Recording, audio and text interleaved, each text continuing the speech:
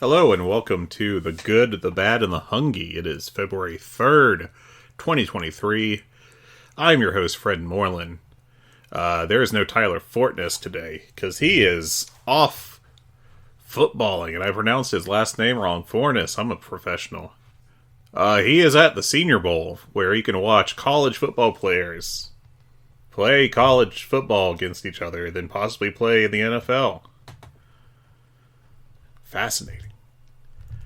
Let's look at Tyler's Twitter feed at The Real Forno. I'm just going to go over this. He's got a big-ass spreadsheet. All these guys he's scouted, he's done the scouting. This guy knows his football.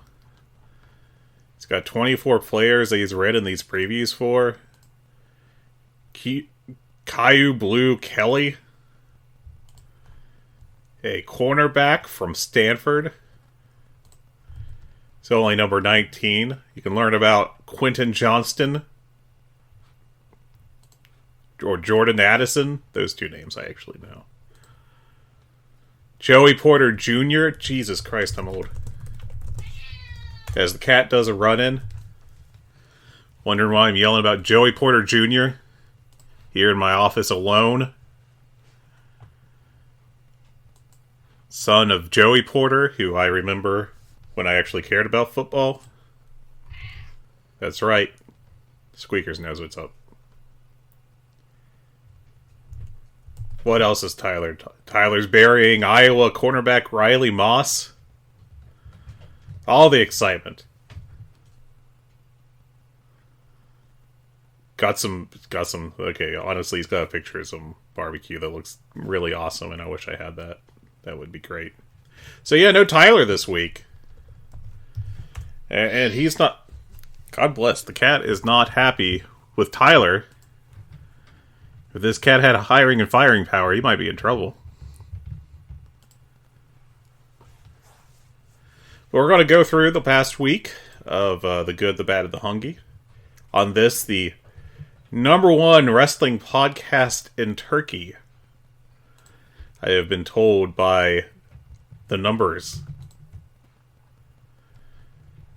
So, to all the people in Turkey that love the show, and apparently maybe Minnesota Vikings fans, given both Tyler and my positions on the team, one, I'm so sorry. Please choose another team to cheer for your own mental well-being. And two, welcome aboard. So we got a lot to discuss this week. Got some news, got some show results. Unfortunately, I will not be able to give you information on Tyjae Spears, who maybe plays for Michigan State. Is that Michigan State or San Jose State? I don't even know, man. But he's talking about Aubrey Miller Jr. Look, if you care about American football, college football, pro football, I'm going to put over Tyler here again at The Real Forno. He writes for the Vikings Wire. He's got The Real Forno show on Mondays at 8 p.m. Central. It's on the Climb the Pocket YouTube channel. Look at all these plugs I'm giving him. He's not even around to, acknowledge this. Maybe I should steal the Roman Reigns gimmick the next time he's on and just demand he acknowledge me. Hold my pointer finger up in the air as my cat screams in the background. Eventually, my Sami Zayn should turn heel on me. Or face, I guess, really. Let's start with the news. So I guess the biggest news story of the week is the announcement that AEW will be hosting house shows in the near future, starting in March. Referring to them as the House Rules series. The first one is March 18th in Troy, Ohio. Which is just 19 miles north of Dayton, according to the Wikipedia. Just so you know, hopefully they'll go back in June, because Troy is apparently home to an annual strawberry festival the first weekend in June. Good information for you. Tyler will tell you about cornerbacks, but I'll tell you about strawberries. And, we'll see which one works out better for you. It's kind of interesting, though. March 18th in Troy, Ohio. They're advertising Jon Moxley, Claudio Castagnoli, Britt Baker, Darby Allin, and Orange Cassidy. So that's a pretty decent list to start out with. One interesting note on this is that Jon Moxley is also billed in the main event, I believe on the 18th as well, of March, for OTT's Scrappermania against Trent Seven. That show is going to be in Dublin National Stadium. So that's very interesting because I think they just announced that match about not even a week ago, if I recall correctly. And OTT, of course, based in Ireland. They were doing very well pre-pandemic, pre-speaking out, and then they got wrecked by all that. But they were still looking to do a pretty big show. I mean, look how big Dublin National Stadium is.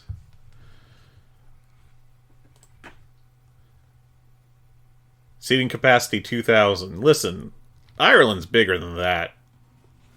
Y'all gotta... If you got a national stadium, you gotta fit more than 2,000 people in there. This isn't Luxembourg. It's a Luxembourg. It's not Andorra. Does Turkey have a national stadium? Turkey National Stadium. It's Ataturk Olympic Stadium. Capacity 74,753. There you go. That's a national stadium right there. 2,000 people, Dublin? What are y'all doing? It's the only purpose-built boxing stadium in the world. What in the world? Crazy. But anyways, it's very interesting that Moxley is now double booked. Apparently, the double booking coming from AEW. And of course, the show being in Dayton, which is relatively near Cincinnati. That'll be a interesting call if they're going to change their mind on booking him for that. The hometown boy. It's only a little over an hour away from Cincy. Or if they're going to make him show up and then blow up Scrappermania. Probably, I imagine he'll be stateside that night rather than Ireland. But it's kind of interesting to think about just AEW doing house shows. They've done exactly one in the past. I don't think that footage has ever come out either. That's a Kenny Omega match in his prime that no one's seen outside of the people in that building, I believe. But yeah, raises some very interesting questions. It's exactly how they're going to approach their house shows. First question is, are they going to make money off of it? And that's a good question because, you know, for a long time until post-pandemic when WWE got hotter and probably, I'm assuming, I haven't dived into the subject, but probably jacked up the prices of their tickets. They weren't making money on house shows. And for AEW to start doing house shows, you know, not exactly at their peak of heat.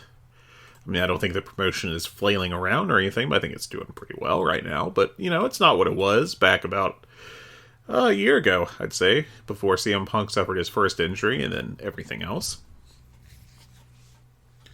So, you know, will they be making money off these house shows? And I think that's really an interesting question because what is the demand for this? And frankly, I think that AEW is doing pretty well in drawing attendances from what I've seen. Not every week, but over the past month or two, numbers have gone up. Once they stopped running Chicago on seemingly an every other month basis, they've been doing better. One interesting factor is they just ran Dayton this past week. So they just had this show, Dynamite. They're taping for that, and Dark Elevation, Rampage, of course. In Dayton, Ohio, their debut in the market. And in 6 weeks, they are going right back to that market for a house show. And frankly, they've got to kind of work against what house shows are associated with in this country. And with WWE as the market leader, they've really set the standard for what a house show is, which is really not much. House shows in the U.S. used to have the potential of seeing something that matters, and then it got later in the 1980s, frankly. For basically my entire lifetime as a fan, house shows have been very, within the grander scope of things, meaningless. No title changes, no meaningful angles, no footage from it showing up on TV. I can't remember the last time I just happened to be watching a WWE show and they even mentioned that they were running a local house show anywhere in the country. Like, I don't even think they plug the dates on their national TV show, which is crazy to think about. That's free advertising right there, and they don't even bother to spend the time to do it. So, but, I am generally optimistic that AEW will do well with their house shows in terms of drawing for at least for the novelty period of it. But the real question, I think, is how are they going to use them? I've been calling for a long time now for AEW to set up some kind of house show circuit so that their younger talent, their top flights, their private parties, their Jade Cargills, so that they can get more experience in the ring. Jade Cargill, that's seems like a very hot topic of debate over the past few weeks as she's continued her TBS title reign. But she's 30 years old and she has had 52 professional wrestling matches in her career on TV or otherwise taped. And that's not very much, man. I mean, granted, she started late, and there's, I don't think there's any reason to expect that she will be, leaving her athletic peak anytime soon. But I do wonder where she would be at now if she just worked 50 additional matches. And I've always found it kind of interesting that, these talents that are younger have never been sent off to indie shows on a regular basis, or overseas, that she didn't spend time doing a tour, if not with Stardom, with Tokyo Joshi Pro or Seedling or Ice Ribbon or any of these other smaller Joshi promotions. And she's, I actually was rather optimistic based off her performance this past Wednesday. We'll talk about that in a little bit, but I know Joe Lanza on the flagship's Patreon audio for the show review for Dynamite buried her pretty hard. And I am perfectly willing to say, I don't think this is exactly a steaming hot take, that she is very flawed as a performer. She is not perfect. I think what she does very well, but I think she's deficient in several ways. And she's a very interesting character at this point in time of professional wrestling, given how important having good matches is. And the fact is, she rarely has good matches. I actually think her Red Velvet one was good, and I think that was more Jade Cargill than Red Velvet, but I'm getting ahead of myself. So, if this becomes a money-losing, thing, if these house shows do not draw enough money to even break even, under the tutelage of Double J, J-E, double F, J-A, double R, E, double T, Jeff Jarrett, yes, the head of the house show division of AEW, I do question, if these don't make money, are they going to keep doing them in 6 months or 12 months? And I don't know. Frankly, given how much money Tony Khan has, and, that AEW is doing relatively well financially, from all accounts, that they would benefit from investing money in their workers of the future. I've called in the past for them to specifically invest, say, $50,000 to $75,000 in 3 to 5 athletes a year to try to train them up and hopefully find someone. There's also the argument that paying to run house shows is basically equivalent to running a AAA baseball team, or a AA, or whatever level you prefer, but to help develop your prospects for the future. And I think that this is something that Tony Khan has left underdeveloped, to be frank. And, you can point to Dark and Dark Elevation, but, most of those matches are under 5 minutes, and I don't think you're learning how to work a main event match by doing a bunch of 3-minute squashes. That just doesn't make any sense to me as a observer. I don't claim to be a expert of professional wrestling training or development or anything, but it just seems to me like you'd want your future main eventers to be working main event style matches. But that leads into a further question with the house shows, which is, are consumers going to accept buying tickets to an AEW house show and showing up and seeing a main event of, I don't know, Top Flight versus the Workhorsemen? Now that'd be a damn good match. I think they just did a match on Dark Elevation when they taped in Lexington. But I also don't think that's exactly a big time draw. All due respect to the four workers there. That'd be a pretty good indie show draw, but if you put AEW on the label, people are expecting a different level of TV star. So how does that work out in the long term? I honestly don't know.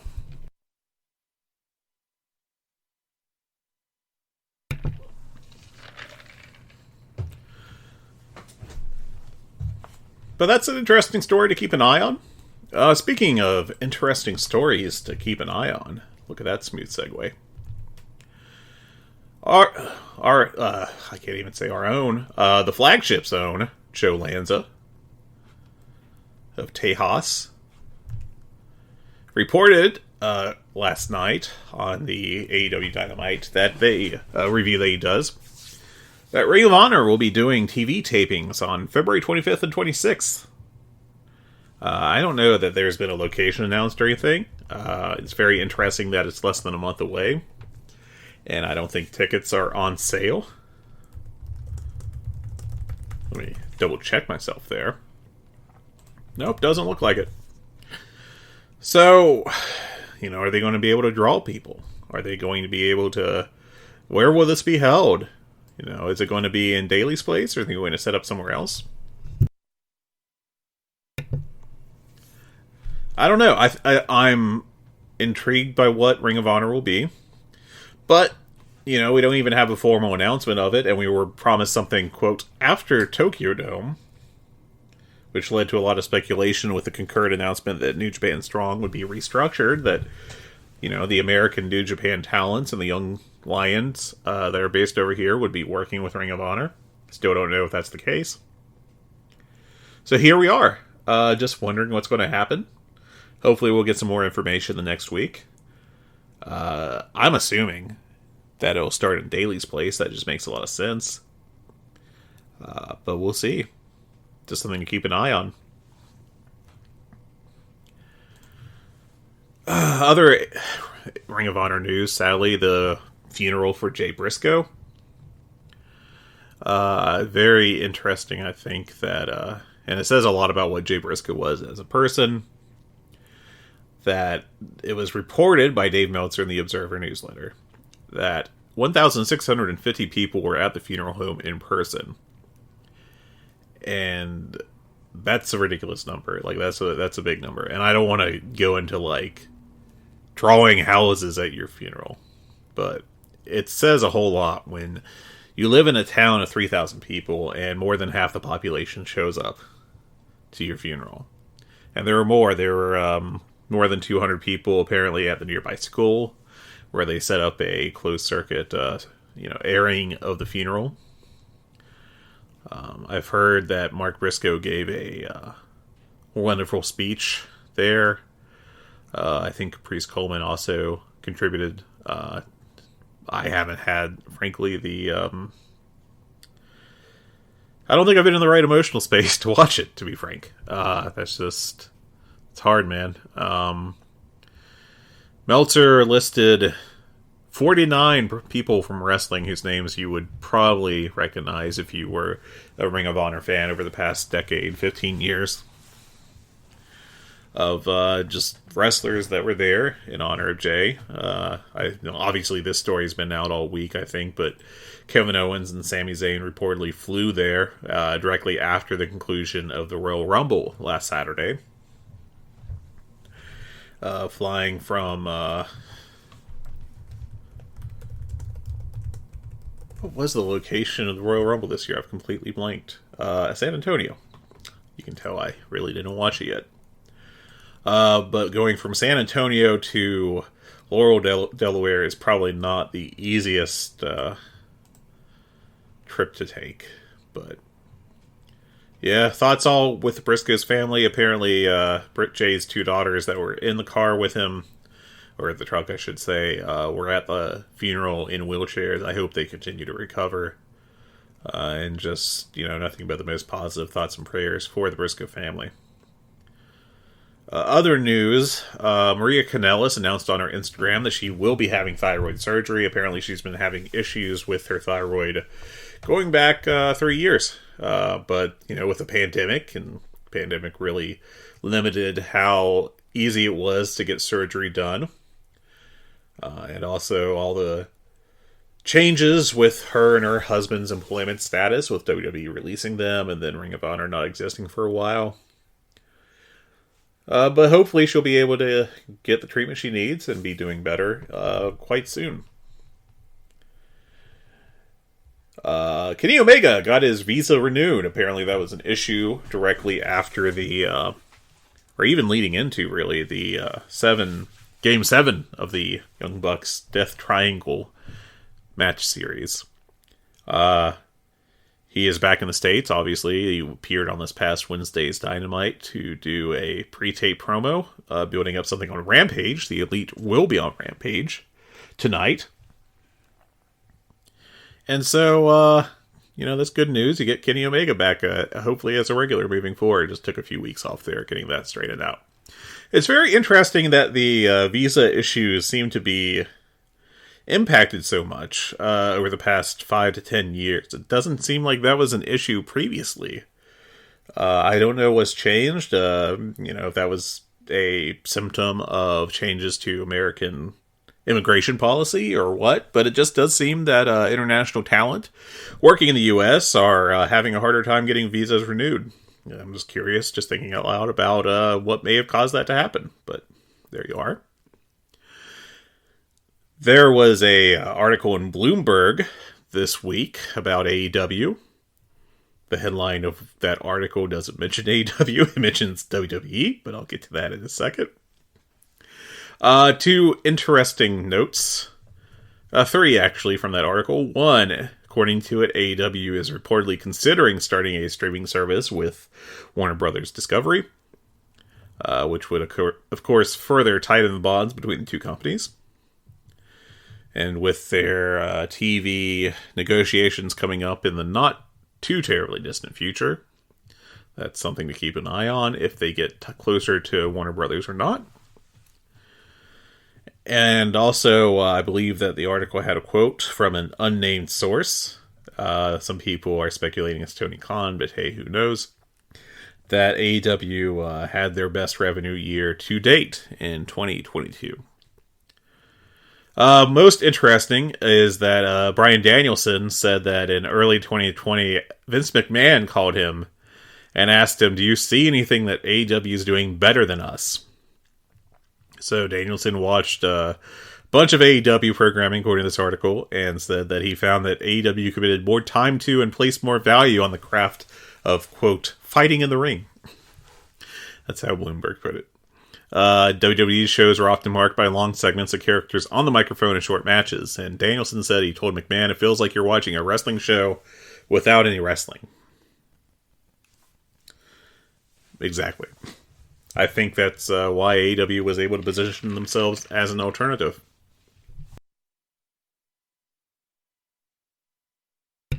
And successfully so. Also, I have to say, you need to find this article, even if you're not at all interested in the business side of AEW, just because it features one of the absolute worst pieces of art I have ever seen. It looks like they photoshopped Tony Khan's face not very well onto the body of possibly the Ultimate Warrior, I'm not sure, but some extremely muscled man that looks nothing like Tony Khan, with Tony Khan's face not very well put on there. It looks like a goddamn nightmare. Other news, Kota Ibushi is a free agent, and Tony Khan said he'd have to consider talking with him. We'll see if that goes anywhere or not. Ibushi is announced with the expiry of his New Japan contract as working the March 30th Josh Barnett Bloodsport show against Mike Bailey, which should be a crazy match. And also on the March 31st, Joey Janela Spring Break with no opponent announced yet. I don't know. Ibushi's in a really interesting position with his career. It feels like he's definitely burned his bridge with New Japan, obviously with his contract expiring. I don't know if, if he's really eager to look for work anywhere else in Japan. I mean, the man is in his 40s, too. He's 40. Going to turn 41 later this year.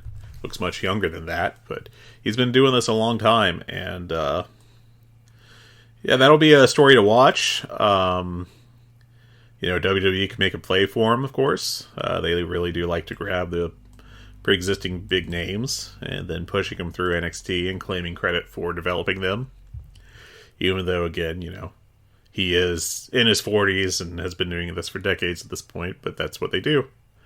AEW, of course, or Ring of Honor is an intriguing choice, but, the possibility of Noah, possibility of splitting time between smaller groups, possibility of launching his triangle-shaped ring promotion he's talked about before.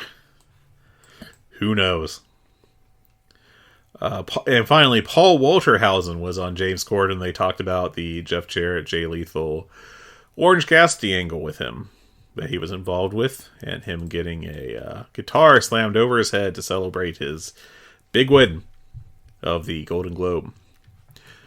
Ratings chat real quick. Last Friday's Rampage was at 458,000 viewers with a .14 18-49 key demo. Rampage ratings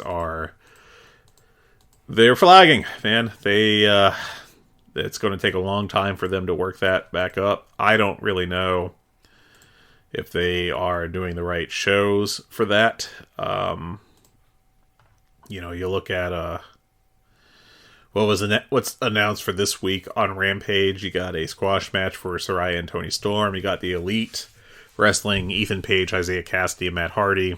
That's half a really good match, but it's also just obviously going to be a easy win for them, relatively speaking, and they'll sell and everything, but, it's not really in doubt. Christopher Daniels versus Roosh and Brian Pillman Jr. versus Swerve Strickland, both of which are, again, clear matches with clear winners. I think that the booking for Rampage has fallen off again. It lasted like 3 weeks where they really felt like major shows, and now we're back to not major shows. And I don't know, Rampage is just in this really weird position creatively where it's basically work rate WCW Thunder, only without all the nonsense. And, I just don't know that it does relatively well in the ratings. At that time slot, a .14 is a pretty good number. I think it was third in the time slot last week. But I don't know that that's really going to get much money on the open market. Dynamite, on the other hand, was the number 2 show on the night this past Wednesday with overall 901,000, of course, down about 100,000 from the Jay Briscoe tribute show the week before, but .31 in the key demo, 18-49. And it was only behind one NBA game on ESPN. Actually beat an NBA game, but apparently that was an awful blowout. That was decided very quickly, so don't know how much to read into that, but my opinion is that as long as Dynamite's in the top 3, or close to it most weeks, it's doing quite good. I think that any channel would be happy with that, and I think any proclamations that AEW is not going to get good money on their next TV deal, I think that's very pessimistic. I think they're going to get paid. The real question is, just how much they're going to get paid. Are they going to get about how much they're getting now? Which, honestly, you'd have to look at that as a loss. That would not be a good move, or not be good for AEW. But, if they get, if they double that, that'd be fantastic for them. So, just a news story to watch for the future. It's going to be a long time before that's all figured out. Now it's time to talk about the last couple shows. I'm going to start with Rampage last week. Now, I did not take notes because I was actually in the arena for that, as mentioned last week. This show was pretty damn good, I thought. I will note that I was very tired by the end of it. But there was it opened with Hangman Page defeating Wheeler Yuta, which I recall being a great match. I think in the building I went like 4 and... Let me find my notebook. By which I mean spreadsheet. Yeah, 4.25 stars that week. I thought that was a damn good match. Just beat the hell out of it. They worked really well together. That was a good match.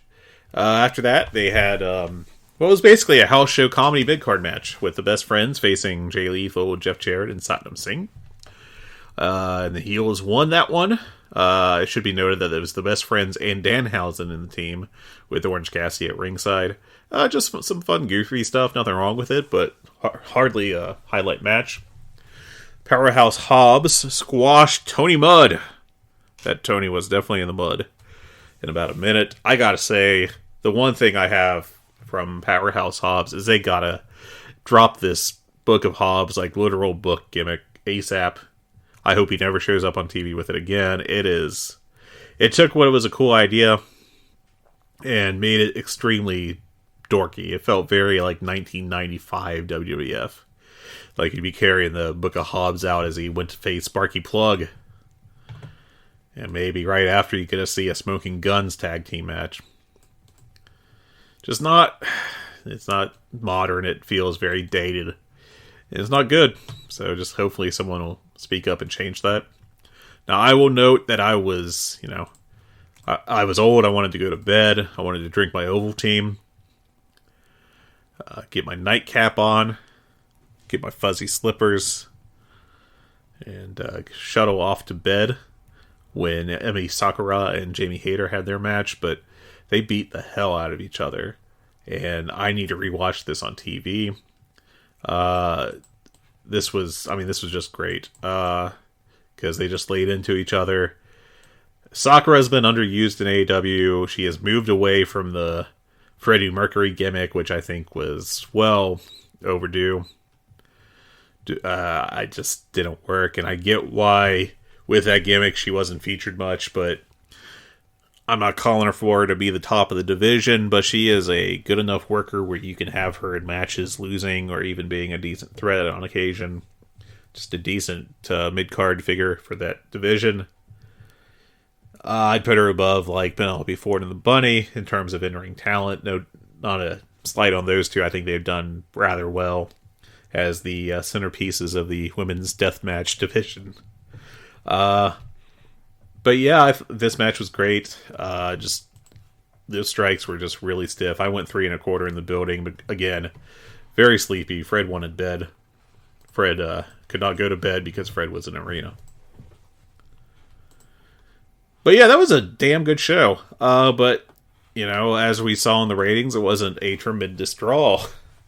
And that's just because you had Adam Page as the one big name on there, and Orange Cassidy wasn't even wrestling. And then after that, just objectively, I guess you would say Jimmy Hayter was the second biggest star in the ring. And she was facing, someone that's barely been on TV. Again, I like Emi Sakura. I'm a Emi Sakura pro. I enjoy her work. But if you just go by, the past, let's see how many times she's been on TV. That was her first Rampage match, and if you type in Dynamite, the old cage match, she had 4 matches on TV, all in 2019. And she got shuffled off the TV roster, between COVID and just, guess Tony Khan not liking her that much. But I think she's got something to offer, and hopefully we'll see a little more of her going forward. That was a good show. Next I'm going to shift over to the Jay Briscoe Ring of Honor show they did and put on YouTube. I did not review the old Ring of Honor matches, just in pursuit of time, as we all are on this planet only for a limited amount of time. Just some quick notes on the matches. If you haven't watched this, honestly, the best thing on the whole thing are all the sit-down interviews and promos that people did about Jay Briscoe. they're all worth time. They're all really touching. And I think they all really speak to what kind of a person Jay Briscoe was. We've been talking about this for 2 weeks now, at least. Time is a construct. But yeah, I mean, Jay Briscoe, this point has been made over and over, but it's worth repeating. When people die, usually on social media, they're not someone you're particularly close to or whatever, that person will put out just a quick, "Oh, I'm so sorry to hear about the passing of da-da-da. Thoughts and prayers with the family." And you didn't get that with Jay Briscoe. You got a lot of really deep, thoughtful statements about what Jay Briscoe meant to all these different people in professional wrestling. And this show, I thought the best part of this celebration of his life that they did with the Ring of Honor branding is you got all these lovely little sit-downs with the people talking about him, just so many people from all these different, aspects of life. You've got, honestly, the highlight, I think, was Austin Gunn. He told a great story about how his first show at Ring of Honor, Jay Briscoe got a huge cut on his back, and the paramedics were off the clock. They were done. So Austin Gunn butterfly stitched him for 2 hours in the locker room. It was a great story, but I mean, Ryan Nemeth talked about him, Stokely Hathaway, BJ Whitmer, Zane Decker, who was a producer with AEW I've never heard of before, but he gave a really nice testimonial as well. Prince Nana, Claudio Castagnoli, Eddie Kingston, Christopher Daniels, Adam Cole, Matt Hardy, and Samoa Joe. I think that's all of them. And then Adam Cole also did a live promo about Jay Briscoe, and they're all great. So if you want to watch anything on this show, please, I do encourage you to watch people talking about Jay Briscoe. It was very emotional. Throughout the night, I think Ian Riccoboni and Caprice Coleman, who are a fantastic announce team, I don't need to tell you that. Hopefully you already know that, did a really wonderful job walking the tightrope of, their friend had just died and paying tribute to him and being emotional, but also like calling a professional wrestling show. And that's got to be so hard, man. That's just got to be really difficult. And to be able to do that is just really impressive, And I thought they both did just a wonderful job. Just really knocked it out of the park, those two. Frankly, I love Excalibur's work. I think he and Taz have great chemistry. I think the three-man booth on Dynamite is great. But Joe Lanza announced that, they did the Flagship Awards, I think that's what they're calling it, and Best Announced Team. They gave it to Ian and Caprice, and I can't disagree. I mean, I can't really argue with that too much. I think that they work really well together. They have fantastic chemistry. They play off each other so well, and they're just really thoughtful and damn good announcers. They're just damn good announcers, and they really add to everything on the show. And that's great. They do great work. Go over the results on the show real quick. This was from last Friday, I think, is when they released it, if I'm doing math right. I actually don't think I am. 26th. That would be Thursday. Shame on me.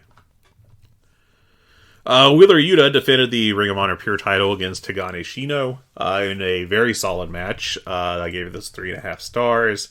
Shino, I frankly had not heard of him before this past month. But he's very good. Definitely worth checking that one out. Very solid match. Let's see. Next was Marina Shafir squashing Mighty Myra. This was not really that good. And honestly, I can't blame Shafir for it. Myra just looked kind of off on this night. I hadn't seen her before. That was like a half-star squash, fine. Eddie Kingston, QT Marshall had what I consider a fun house show match, 2 3/4 stars. Very fun series where QT goes to the outside, Kingston has the fans hold him, chops him. QT reverses, but the fans refuse to hold Kingston. That was fun. QT is just really great in this role he has. And I love Kingston, so, the fun match, hardly essential, but, if you don't have anything else to put on, Athena and Madison Rain. This is got to be the best Madison Rain match I may have ever seen. They work stiff. Athena's really, since this heel turn, she's been really fantastic in the ring. And this was a lot of fun. 3 stars. Brandon Cutler and Juice Robinson. This was a comedy match. And Brandon Cutler was the star of it, which is very unusual for a match where he's pitted against Juice Robinson, but that was the case. And he's very entertaining as just this complete goofball. He hit what I call the dab maker. And then did some ridiculous dancing elbow drop for a near fall. There was a great spot where Juice Robinson went to do the right hand of God, but Brandon Cutler, of course, has his face mask on. So Juice sold his hand by holding it and screaming, "I hit his mask." And very fun. Robinson ended up winning in the end. Good stuff. 3 stars. Sandra Moon and Yuka Sakazaki. This was basically a squash, but Sakazaki's good. Moon looked fine. I don't have strong thoughts on her after this match, but Sakazaki got all her big offense in, and it was cool, fun enough. 1 3/4 stars. Just not something to go out of your way for. And then finally in the main event, it was Christopher Daniels, Claudio Castagnoli. This got a lot of hype. I thought it was quite good, but not great. Very cool moment with Claudio winning with the Jade Driller. But yeah, it had a lot of grappling early on, which was entertaining. And then some big moves down this. It was a well-structured match, about what you'd expect from these two very professional workers. So that was that show. Again, best thing on it that I will recommend is the testimonials to Jay Briscoe. And then Dynamite, February the 1st. This was a hell of a show, man. I gotta say. Adam Page and Jon Moxley opened it up. Moxley coming out with his dad and Wheeler Yuta, his second son. All respect to Shooter. These guys just beat the hell out of each other. And, it was, they just traded these big moves for a long time. They just hit each other really hard. The story at this point, I would hope, without a 30-minute WWE-style segment of Page got knocked out. Page doesn't like Mox because Mox talked shit to him about knocking him out. Page got his revenge a couple weeks ago, and this was the 3rd match. And it was very interesting, the finish, I thought, where after just basically dropping all these bombs on each other, Page got the buckshot lariat, but only for 2. So Page put on a bulldog choke, stole Mox's finisher. But Mox was able to reverse it into a roll-up and got the pin off it. And I thought Excalibur did a very good job explaining that, saying that Mox, since that's his move, he knows all the counters to it. And that was, it was a nice touch. But frankly, I think we're going to get a 4th match, possibly at the pay-per-view, between these two. And I thought every match, I think, has gotten better, one after another, from these guys. I went 4.5 stars on this. I thought this would have won match of the year. Just a lot of years in the 90s, to be frank. At least been a high-level contender. And it's just on TV. It's amazing how wrestling has changed. But yeah, this was really fun. They kept jawing after the match, and I don't know if they're going to do some kind of gimmick match to have a really decisive win, because Mox did win. He won clean. He won fairly, but I don't think that's really a satisfying ending for the fans or for either character. So hopefully we'll get a little more.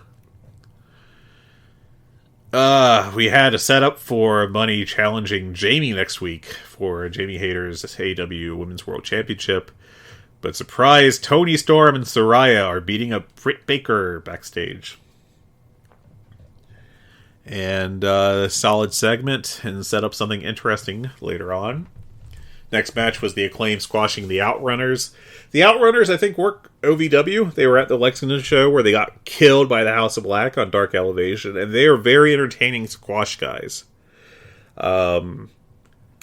Honestly, if you're going to have squashes, you need guys like the Outrunners to be eating those pins. They are able to do it in an entertaining fashion. And, I don't know. they're not body guys. They're not. They don't look like particularly great workers, but what they're good at are being charismatic nerds that get their asses kicked. So the Guns come out after the match. That was like a 1-star squash. Guns come out. They challenge the Acclaimed next week. Bowens refers to them as Rod and Todd looking asses, which that made me laugh pretty good.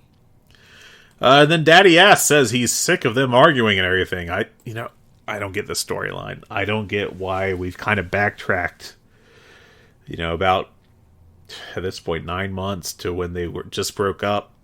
I know that everything matters in AEW, but I thought this was kind of a settled issue. But yeah, so next week, the Guns, his challenge to the Acclaimed was accepted by Daddy Ass. And so it's the Acclaimed and the Guns next week. There's a potential for the Guns winning and Billy Gunn turning heel on the Acclaimed to side with his children. Honestly, I think that would not be the right move. I've started to turn around on the Guns. I do see how they could be an act in a major TV show in the U.S., but I think the Acclaimed are too hot right now. Granted, I don't think they need the belts to stay over, but I actually do think that Billy Gunn is an important part of this act, and if you take him away from them right now, I just think that's going to hurt them, and it's definitely going to hurt him. So, I don't know, it'll be interesting to watch.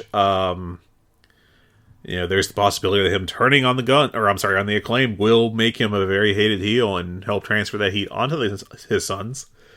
I don't know, man. I don't know if that's going to work or not. It might be the wrong kind of heat, but we'll see. Jack Perry had a promo, blah, blah, blah. Brian Cage, Konosuke Takeshita. Look, Cage is not like some 5-star worker, and he gets some slack from people, including from some members of Voices of Wrestling.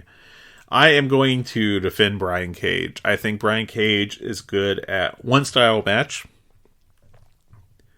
And frankly, that's okay. You can complain about him only having the one style match all you want if you want to. Honestly, I'd rather have you be good at one style match than none. I don't think there's really any need for Brian Cage to be asked to work a 30-minute, style main event in the style of New Dominion or something new for New Japan. He's what he is. He's a big, muscled guy that's going to just do some flips for no real reason. He's going to do some high spots, and they're going to look pretty damn cool. I think the criticism of his, move to move, is a little overblown. But we ain't exactly talking about Bryan Danielson here, or Bret Hart, or Okada. Put in your all-time great worker here. But I like him for what he is. He does cool stuff. I think he lays in his strikes well. He does some cool power moves, like there was a big suplex back into the ring on Takeshita about right before the commercial break, if I recall correctly. And he's able to sell well enough. He gets, I think he's a solid mid-card guy, and there's nothing wrong with that. But Takeshita looked like a superstar here. He ended up getting his first major win in AEW. I do have minor qualms with this in that I think Takeshita's first TV win in AEW should have been against a really major star. I think that would have had a much better impact. I think that would have helped really elevate him.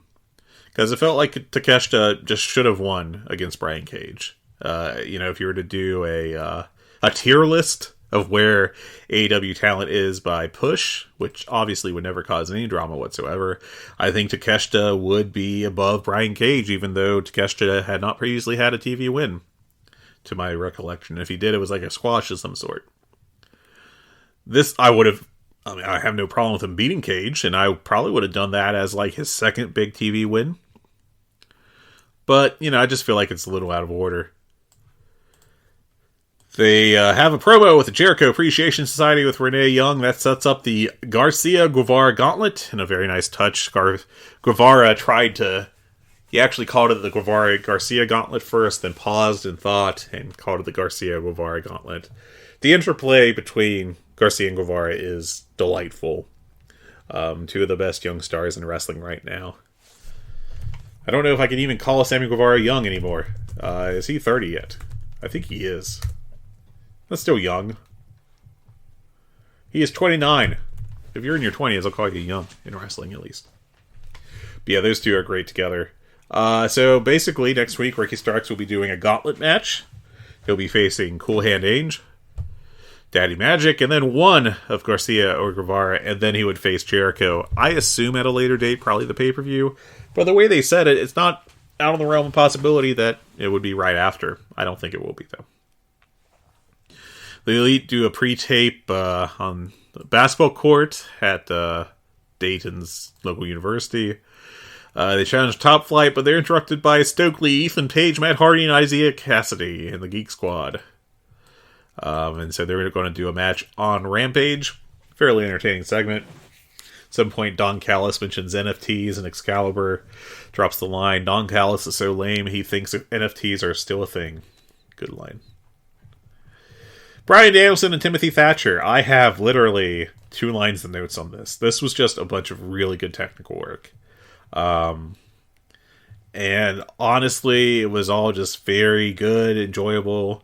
Towards the end, there was a ref bump, so the MJF is coming out with his big old ring. He's going to punch Bryan Danielson so that he doesn't have to face him at the pay-per-view. But who should jump out of the crowd but a hoodie-wearing Konosuke Takeshita, who cuts him off, whoops his ass a little bit, and they run backstage. And then shortly after, the ref recovers, and Danielson gets an opening to hit the Busaiku knee. He sold a lot in this match, gave Timothy Thatcher a lot. Danielson is such a wonderful sell guy. This was a very good match, 4 stars. Low level of excellent. Backstage brawl continues, and while they're held apart, Renee Young just waltzes in, touches her earpiece, and says that she has been told by Tony Khan that next week they're going to be in a title eliminator match. And MJF, of course, given what he does well, does a little freak out. Immediately after this is a segment with Lexi Nair interviewing Roosh, and MJF comes in with a briefcase full of cash, gives it to Jose, the assistant, tells Mr. Assistant that if they win next week, if they beat Danielson, he'll get 5 more of those briefcases full of cash. Roosh kind of does a challenge for the title, which Jose declines to translate. MJF asked what Roosh said, and Jose said, it's a deal, and MJF goes, sounds like he said a little more than that, which I thought was funny.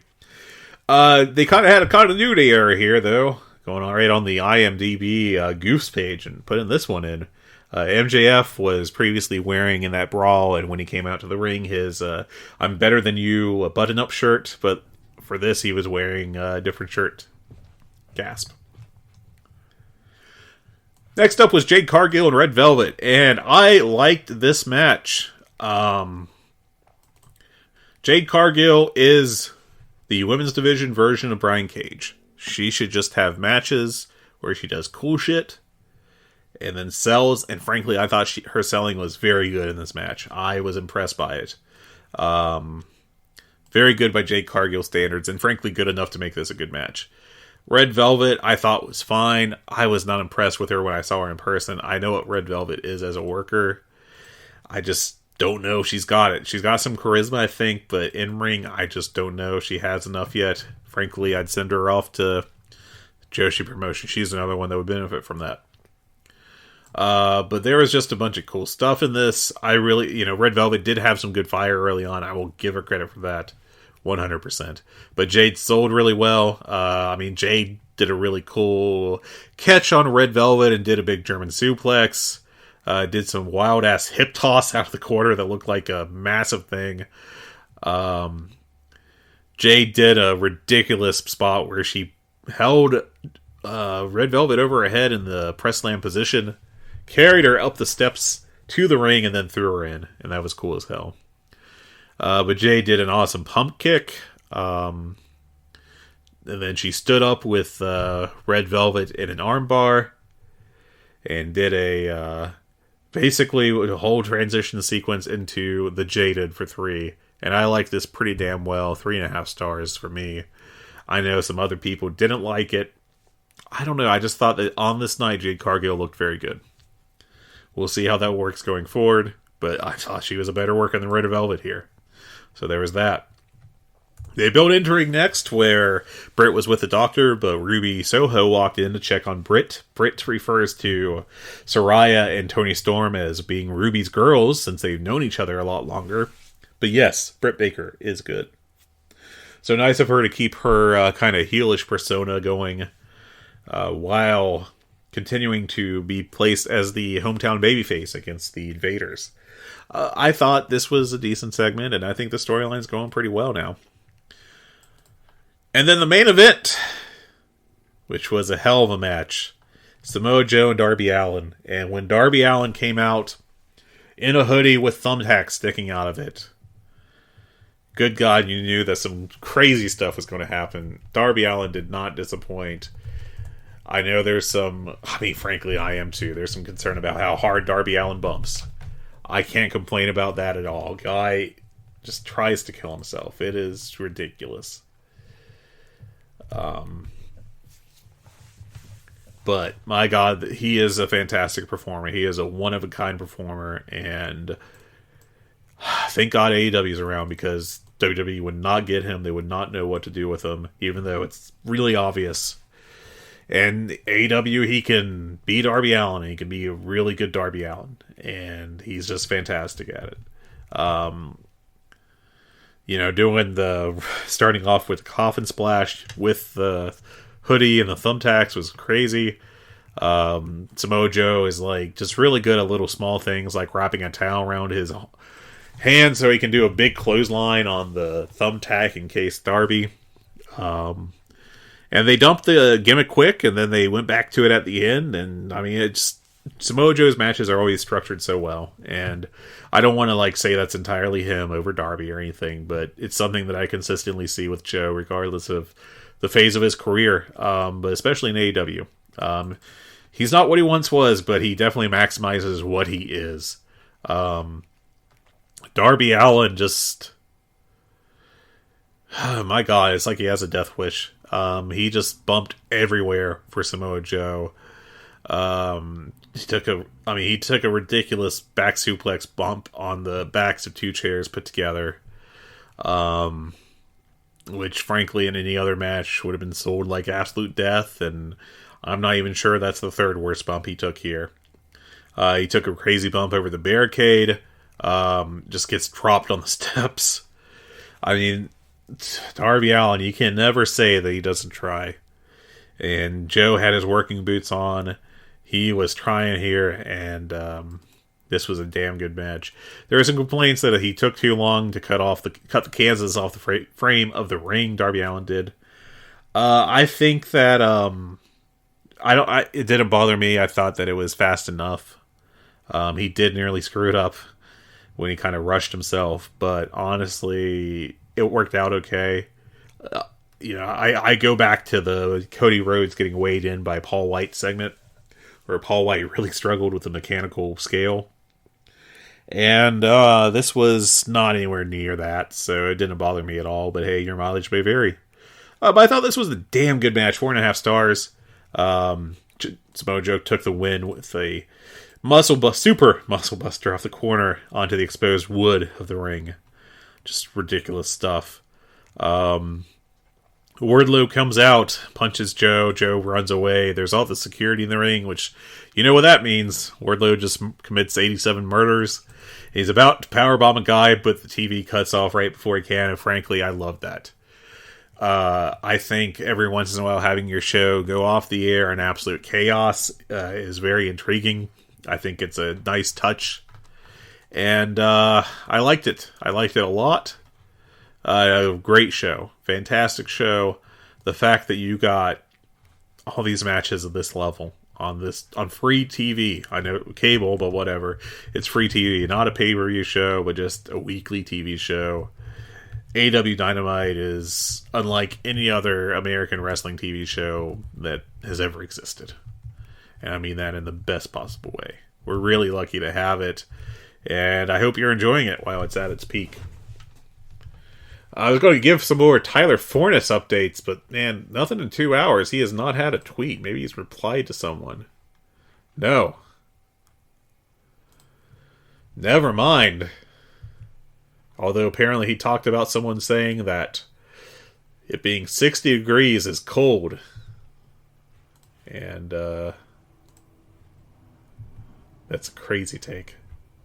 As someone where it is currently 25. But, hey, I guess if you're not used to it, it's a rough spot. Oh, it's all the way up to 30, everyone. Living in luxury here.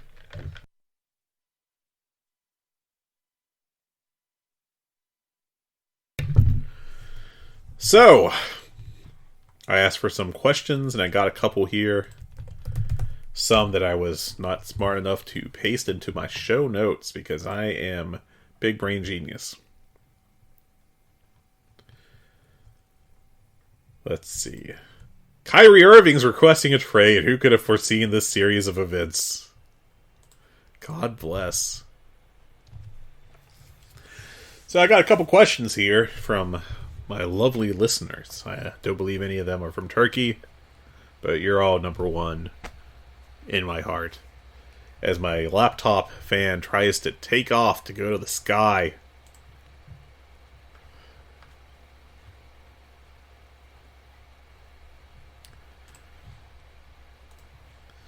The questions from my listeners.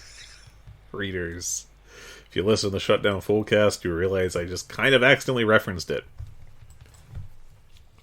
First question is from Brandon. He asks, will Sami and Owens finally form a tag team and win the titles from the Usos? Well, it's not the right company, friend, but I'll talk about it anyway. The Sami Zayn storyline is working fantastically for WWE. I am not a fan, really, of how WWE does their shows, basically. I've talked about it before. I've written about it on my Patreon. $5 a month, and you get all the Fred you can handle, except for when I'm too busy with shoot work. But yeah, I am convinced that WrestleMania will not be ending with Sami Zayn holding the World Championship. And frankly, it's kind of interesting to me that Brandon doesn't even ask about the Singles Championship. He asks about the tag team. And honestly, I think that's smart, because I do not think that we'll be seeing Sami Zayn walking away with the World Championship at WrestleMania. The storyline's gone way farther than I think anyone could have expected. It's gone way better than anyone could have expected. And, Sami Zayn's a great performer. You shouldn't be surprised by him getting over, because if you're good, you get over. That's how wrestling typically works. But, it's pretty clear that they have a couple paths here. The first one is Sami Zayn wins the World Championship, which would be a fantastic moment. It'd probably rival, for people invested in WWE, Daniel Bryan winning at Mania 30. But I, as the bearer of bad news, have to remind everyone of the aftermath of WrestleMania 30, where Daniel Bryan at the time was booked against movie monster Kane, who Kane was never exactly Mr. Work Rate, but at that point in his career, he was very far from being good in the ring.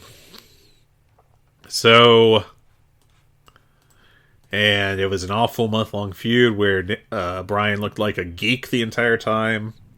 It went completely against what the crowd wanted to see. I think Bryan won at the pay-per-view in a pretty disappointing plunder match. And then he announced his neck injury, and that was the end of his reign. But frankly, I don't think he would have held the title for more than a couple more months, and it probably would have been a very disappointing reign. And I think that's what Sami Zayn would face if he becomes the world champion. It'd be a great moment, and then it'd probably get a really subpar follow-up, because he is not what WWE wants to put on top of their show. I think they would rather have Kofi Kingston in that top spot. I think they'd rather have Kevin Owens in that top spot. But Sami Zayn and Kevin Owens are both kind of misfits in the WWE world. They aren't the prototypical thing, and even though they're popular and successful, there's like a cap on where they will go in that company, and they will never be Roman Reigns. They'll never be Brock Lesnar. They'll never even be Cody Rhodes. And that's okay. But I just think that it's a shame that we probably would not get what the fans would really want, which would be a Sami Zayn World Championship run value. But hey, as far as winning the tag team, I think that probably will be what will happen at WrestleMania. Those two will either main or semi-main one of the nights of WrestleMania, and they will beat the Usos. We'll probably see Jay turn on Sami in Montreal. Do you remember, keep in mind that their next show will be at Montreal, and my God, WWE loves calling back to the Montreal Screwjob. It's been 26 years, I think, and they're still doing it. They probably will do it again, and they probably always will. So that's my answer. I think they could, but I don't know that it really matters in a year. I think they'll all be about where they are right now, and I think that's, at least in terms of the internal booking list, and that's a shame, because I think Sami and Owens are way better than where they're slotted. Ryan asked, are we going to see Miro again? And if so, how would I like to see him programmed? Well, reportedly he was asked to come in and basically put over... Ethan Page was in the Eliminator tournament and lost, and he was asked to basically be where Ethan Page was. And the reports are, Miro said no thank you. And that was to set up Ricky Starks eventually facing and losing to MJF on Dynamite back in, was that New Orleans? No, Garland, Texas, sorry. And I think he was supposed to put over Ricky Starks in that tournament final instead of Ethan Page. But, I like Miro a lot. I think there's a few reasons he's not on TV. One, he doesn't want to be. He's apparently requested to not be put on that slot. And to me, that kind of makes me wonder if Miro looks at AEW as kind of like people did at Impact back in the mid to late aughts. Some workers looked at it as almost embarrassing to be in. And you can put some jokes about what TNA was doing at the time. But guys like Booker T and Rob Van Dam showed up and got an easy paycheck and really underperformed.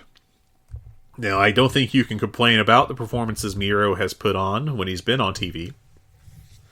But I do think it's not really positive if he is going out there and saying that, or acting like AEW is beneath him. And we saw some of that, I think, with Andrade, where you got these guys convinced that WWE is the only big company in the world right now. Despite all the evidence pointing otherwise, I think AEW definitely qualifies as a big company right now. They're at least comparable to what WCW was, and I think they're bigger than Impact/TNA ever was. So I don't know. It's very disappointing that that's a issue. I wish we got Miro regularly. I wish that he was being put in feuds and being used a lot more. But here we are, 2023, and no Miro. I don't know when he'll come back. Honestly, if you came in a time machine and told me that we'll never see Miro on AEW TV again, and his contract will expire, and he'll either go back to WWE or just pursue acting or something else, I wouldn't be terribly surprised. It wouldn't be the craziest thing I've ever heard. He is getting up there. He's 38. He may decide that he's put enough mileage on his body and want to do some other stuff. And I don't know. I mean, if you'd asked me 15 years ago, I never would have predicted that Dave Bautista would have been a actually great actor, which he is. AV Club just had an article up today that it's time to talk about how he's actually the best acting wrestler, and I don't see how there's an argument against that. Because, Rock is Dwayne Johnson, not really a good actor. He's a movie star. He's not an actor. and he never really took the chance to try to become an actor.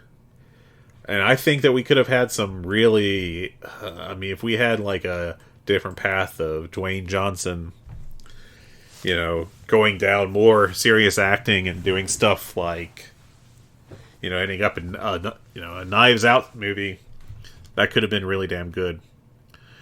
John Cena, has some skills too. I'm not going to diss him, but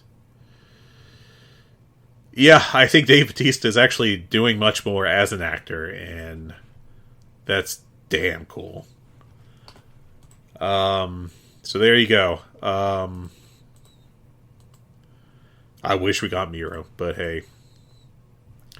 I haven't seen a passive-aggressive comment from him or Lana regarding WWE being the bigger company and everything, so yeah, just something to think about there. Okay. Next up, Andrew. My good friend Andrew has a couple questions. Yes, first of all, you think there's any chance Punk comes back to AEW and works with the Elite? Never say never in wrestling. I think that's the thing we learned. Bruno Sammartino eventually went back to WWE. Bret Hart eventually went back to WWE. Those are I thought those two would never happen. And granted, it took a long time for both of them to happen. Both of them were well past wrestling, even though Bret kind of did matches. But let's not talk about those. They were angles structured within matches to keep him from wrestling. Honestly, right now, I don't think it's very likely at all. I don't know that he'll be back this year or next. But if AEW is still around and it's 2033, never say never. Honestly, the only thing I'd put on that level of how I perceive the Bruno WWE and Bret WWE things, and Ultimate Warrior WWE, would be Kota Ibushi New Japan right now. It just feels like there's zero chance of that being worked out, but, it's wrestling, and money talks and BS walks. And finally, Andrew asks, would you like to see a women's blood and guts match with the AEW originals versus the former WWE stars? So let's line this up. It's almost fantasy booking, but it's not. But so I assume we'll be seeing a team of Saraya and Toni Storm. Now you'd have to get up to 4, at least, if not 5. And I don't know that you could toss in the Bunny and Penelope Ford as the stalwarts of the women's deathmatch division. And, I guess if you wanted to make it 5, you could have Ruby Soho jump over there. You have Sheeta be a heel, though frankly it doesn't feel right. I don't think she's going to be a heel.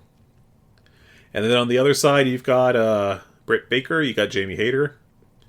Then you could have Ruby Soho and Willow Nightingale or Sheeta, or, that's pretty open slot there. A couple good options there. I think the match could deliver. AEW women's matches, when it's got into like the aggressive plunder, the bloody matches, they have well over-delivered. I don't think that Penelope Ford or the Bunny are classically good workers. I think they're pretty good. They're like average, probably, is where I'd put them. Like a C+ in the ring. But they are willing to do the hardcore matches, and they aren't messing around with it. Willow Nightingale.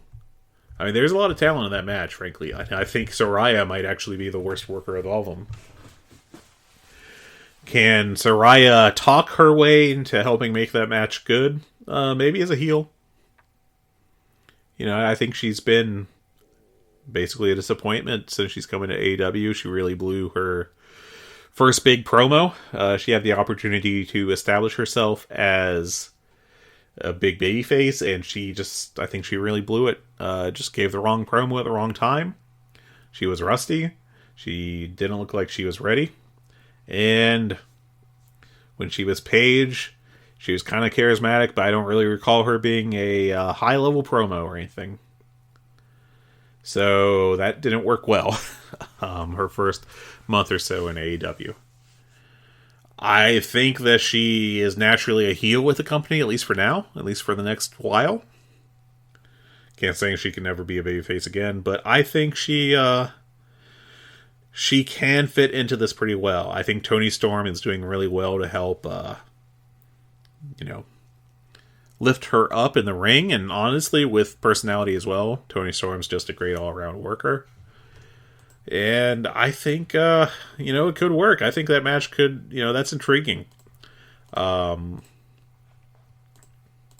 If the feud leads to it, if they keep going down that path, I could see it fitting in very nicely. As a match, as that feud going into the Blood and Guts. And, I'd watch it. Will it be as good as last year's JS, BCC, EK, PNP, all these initials? Is that match? Well, maybe. Probably not, frankly. But I think it'd still be a good match. Alright, what's next for AEW? On Rampage tonight, we've got the Elite against Ethan Page, Isaiah Cassidy, and Matthew Hardy. That match will be probably pretty solid. But not great because, I don't know, unless they really get elevated. If the Elite really have their working shoes on, that could be a great match, but we'll see. You got Brian Pillman Jr. against Swerve Strickland in probably a pretty shorter match that Swerve will win. You got Saraya and Toni Storm squashing a couple jobbers. If you care deeply about finding out who they are wrestling, skip this next part here because I am going to reveal it. Gasp, who could it possibly be? Pause for effect. Pause for effect. Pause for effect is the Renegade Twins. Wow. And then Christopher Daniels against Roosh, which will be perfectly solid, at a minimum. Next week on Dynamite, we have a lot announced already, actually. Pretty much the entire show. We'll probably get a shorter squash of some sort, but you got Jamie Hayter against the Bunny, you got MJF against Takeshita, you got the Acclaimed and the Guns for the tag titles, you got Bryan Danielson and Roosh, and you've got the Garcia Guevara Gauntlet. That is going to be the big parts of the show. It should be a good one. As far as my backlog, I did not get to watch much wrestling in January.